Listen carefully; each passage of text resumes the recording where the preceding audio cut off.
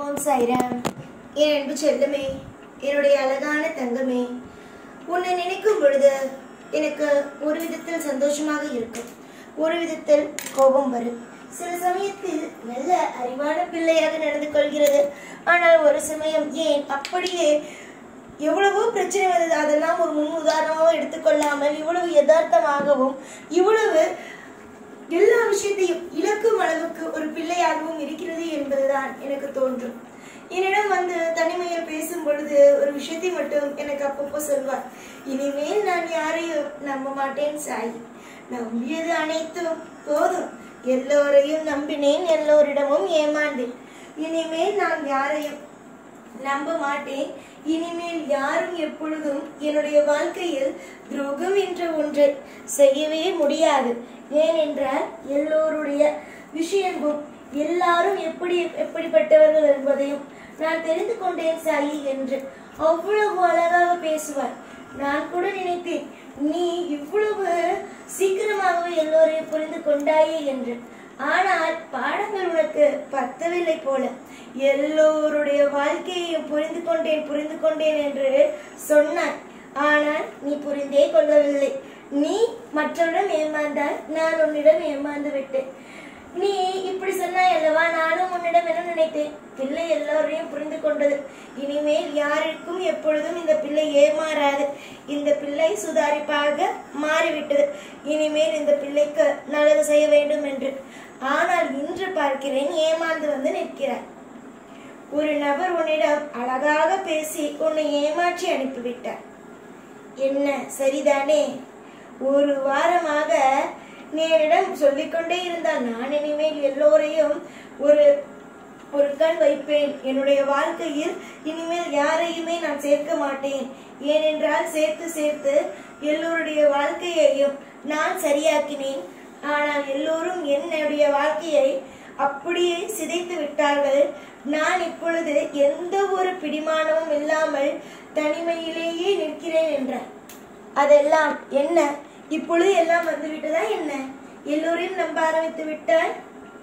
பாத்தியா தங்கமே, எல்லோரையும் நம்ப மாட்டேன், எல்லோருடைய மேலேயும் ஒரு பார்வை வைத்துதான் பேசுவேன் என்றார்.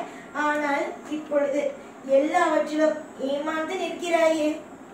நீ 1 ரூபாய் ஏமாந்தாலும் ஏமாந்ததுதான், பல கோடி ரூபாய் ஏமாந்ததுதான், எல்லாமே ஏமாந்ததுதான். ஒரு சிறிய விஷயங்கள் ஒரு பொய்யாக சொல்லி உன்னை ஏமாற்றினாலும் அது ஏமாற்றம் தான், பெரிய விஷயமாக சொல்லி அதை ஏமாற்றினாலும் ஏமாற்றம் தான், எல்லாமே ஏமாற்றங்கள் தான். அதற்கு என்ன, வார்த்தைகள் என்ன வித்தியாசமாக இருக்கிறதா? எல்லாமே ஏமாற்றம் தானே என்று சொல்வார்கள். தங்கமான பிள்ளைக்கு நான் ஒரே ஒரு விஷயத்தை மட்டும் சொல்ல வேண்டும் என்று ஆசைப்படுகிறேன். என்ன தெரியுமா? இவ்வளவு அடிபட்டும் நீ திறந்தவில்லை என்றார், இவ்வளவு அடிபட்டும் உன்னை சுற்றி இருப்பவர்களை நீ புரிந்து கொள்ளவில்லை என்றார், எப்பொழுது புரிந்து கொள்ள போகிறாய்?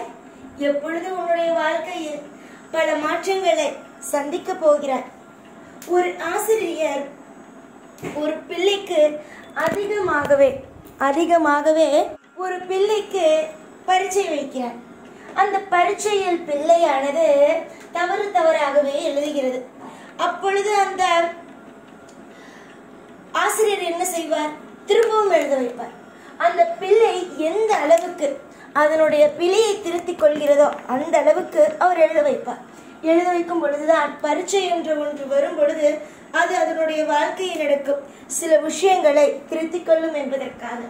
அதே போலதான் உன்னுடைய வாழ்க்கையில் நிறைய முறை நீ தவறு செய்தாயா, அதை திருத்தினேன், அப்படியே திருத்தினாலும் கடைசியில் ஒன்று செய்தார்பாய் திரும்பவும் ஏமாந்து விட்டார்.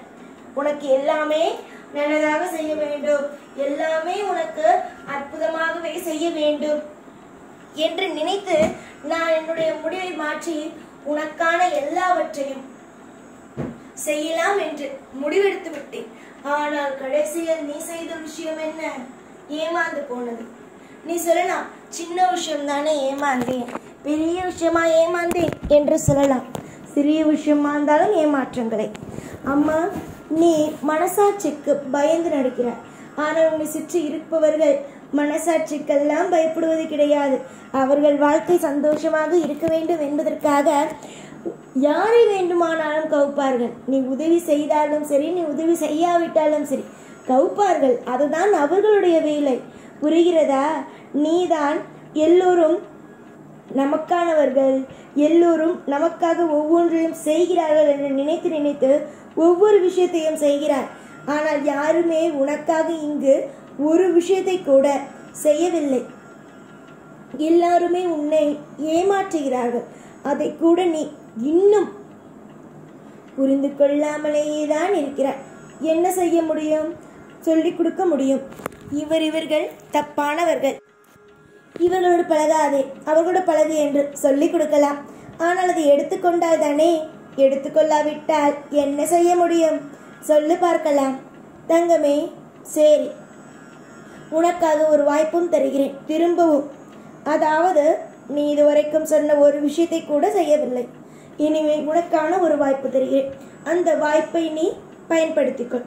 அதாவது இதுவரைக்கும் நீ ஏமாந்தாய். நிறைய விஷயங்கள் மற்றவர்களுக்கு வாய்ப்பு கொடுத்து கொடுத்து ஏமாந்து நின்றாய்.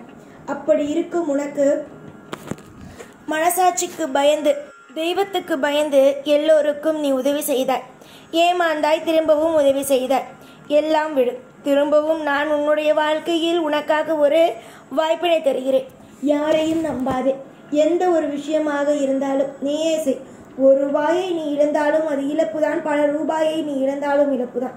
ஒரு ரூபாயை இன்று எல்லோருக்காகவும் விட்டு கொடுப்பாய்.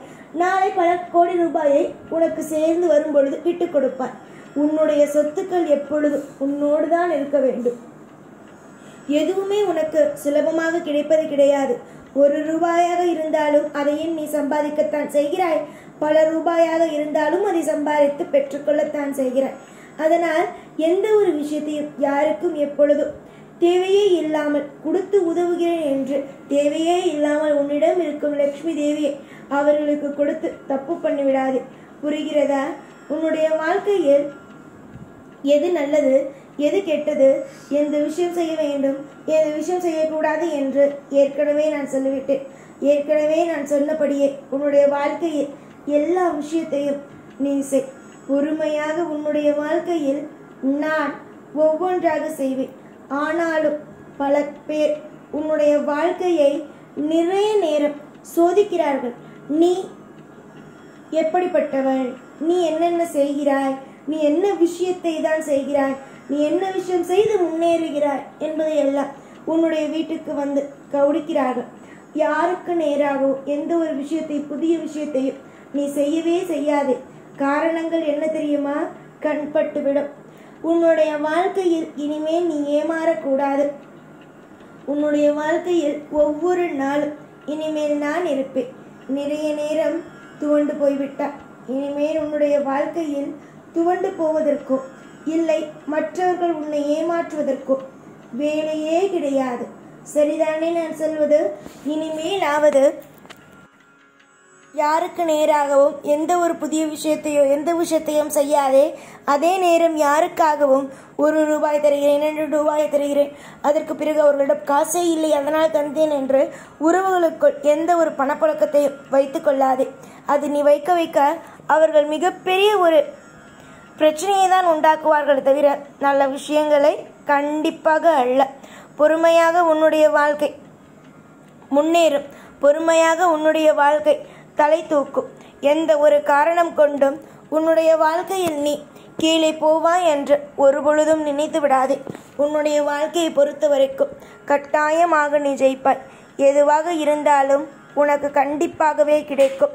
இனி வரும் நாட்கள் முழுவதும் உனக்கு இனிமையான நாட்களாகவே இருக்கும். சந்தோஷமாகவும் சகல ஐஸ்வர்யங்களுடனும் இருங்கள்.